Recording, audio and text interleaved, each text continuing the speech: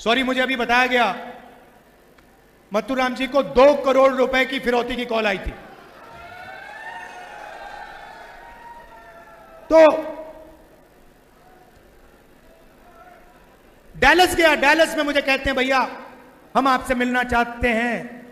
आप कौन हो? हम हरियाणा के युवा हैं। डैलस में क्या कर रहे हो? हरियाणा से हम भाग के गए हैं। क्यों गए?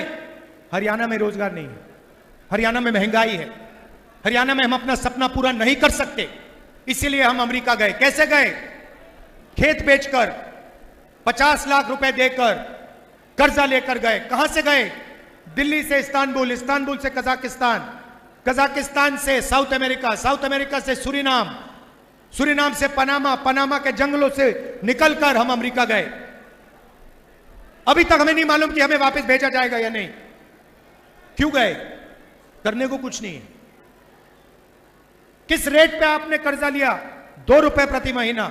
मैंने उनसे पूछा भाई बताओ, 30 लाख रुपए आपने दे दिए, 50 लाख रुपए आपने दे दिए अमेरिका जाने के लिए, हरियाणा में आपने छोटा सा बिजनेस क्यों नहीं खोला?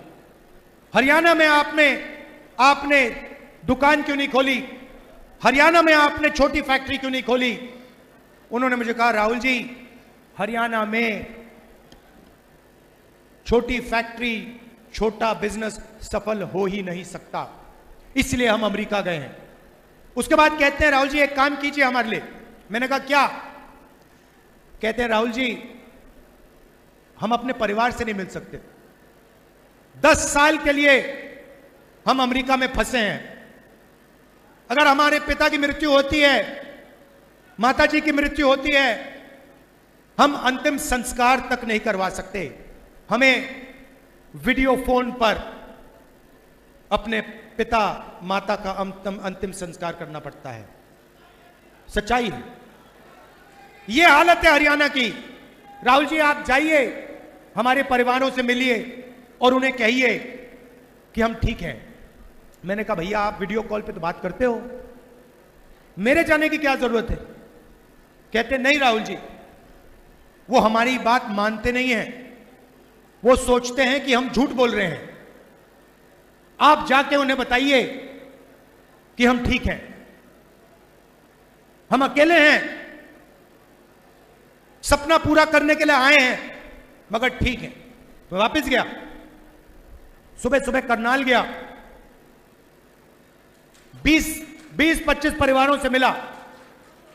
अजीब सी बात है, वीडियो कॉल पर, कंप्यूटर पर, एक तरफ अमेरिका में हरियाणा के युवा, हरियाणा के भविष्य अमेरिका में बैठे हैं क्योंकि उनको हरियाणा में रोजगार नहीं मिल सकता, दूसरी तरफ उनके परिवार।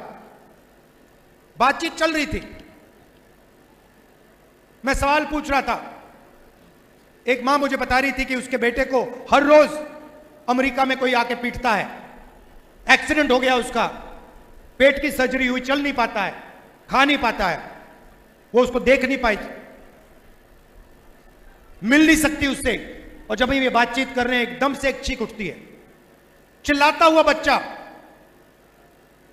भागता है कंप्यूटर के पास, कंप्यूटर को ऐसे पकड़ता है, चिल्लाता है पापा पापा पापा वापस आओ, वापस आओ पापा, वापस आओ। पापा देखते हैं उसको, मुस्कुराते हैं, रोना चाहता है क्योंकि वो अपने बच्चे को 10 साल के लिए नहीं देखेगा। मगर हरियाणा के लोगों के जैसे, कांग्रेस के हमारे जो कार्यकर्ता है वैसे, दिल के अंदर दर्द है मगर चेहरे पे आंसू नहीं दिखेंगे, चेहरे पे मुस्कान नहीं दिखेगी। वैसे ही वो युवा रोते हुए बच्चे को कहता है बेटा घबराओ मत, सब कुछ ठीक है, वापस आ जाऊंगा। अपने बच्चे से उसको झूठ बोलना पड़ता है, वापस नहीं आएगा, 10 साल के लिए वापस नहीं आ सकता है। बीजेपी की सरकार की देन है, नरेंद्र मोदी जी की देन है। ऐसा हरियाणा हमें नहीं चाहिए। यहां पे अदानी जी के लिए, अंबानी जी के लिए, अरबपतियों के लिए सब कुछ होता है। आप अग्निवीर योजना की बात करते हो, अग्निवीर योजना का क्या मतलब है? नाम दे रखा, बड़ा सुंदर नाम दिया है, अग्निवीर। इस योजना का एक ही लक्ष्य है कि जो पहले हिंदुस्तान के जवानों के जेब में पैसा जाता था, पेंशन का पैसा जाता था, कैंटीन का पैसा जाता था, जब वो शहीद होते थे उनको जो कॉम्पेंसेशन मिलती थी, अग्निवीर उस पैसे को छीनने का तरीका है। नाम दिया, बड़ा सुंदर नाम दिया है, मोदी जी ने सोच के दिया है।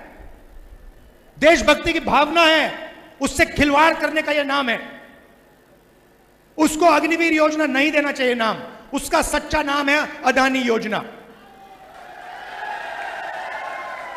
उसका लक्ष्य है कि हिंदुस्तान की डिफेंस का बजट जो जवानों की ट्रेनिंग में जाता था, उनकी पेंशन में जाता था, उनके शहीद दर्ज में जाता था, उनकी कैंटीन में जाता था, वो पैसा डाइवर्ट करके अदानी जी के जेब में चला जाए। आप जाइए, गूगल पे जाइए, आज शाम मीटिंग के बाद जाइए, अदानी डिफेंस कंपनी का नाम लिखिए गूगल पे।